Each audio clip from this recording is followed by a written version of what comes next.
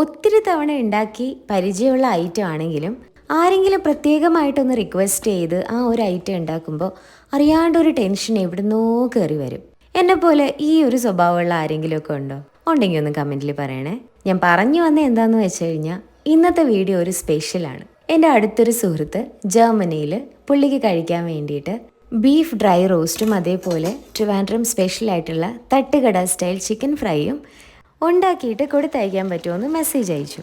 ആദ്യം കേട്ടപ്പോൾ ഒരു ടെൻഷൻ വന്നെങ്കിലും എൻ്റെ വീട്ടിലിരിക്കുന്ന ഒരാൾ എന്നെ നന്നായി മോട്ടിവേറ്റ് ചെയ്തതുകൊണ്ട് ഞാൻ ഈ ടാസ്ക് ഏറ്റെടുത്തു. ടെൻഷൻ എന്താണെന്ന് വെച്ച് കഴിഞ്ഞാൽ 10-14 മണിക്കൂർ ട്രാവൽ ടൈം ഉണ്ട്. അതിനകത്ത് സാധനം കേടായി പോകരുത്, പാക്കേജ് സ്പില്ലാവരുത്, അങ്ങനത്തെ കുറച്ച് കാര്യങ്ങൾ. പിന്നെ എല്ലാം ഷടപടേ എന്നായിരുന്നു.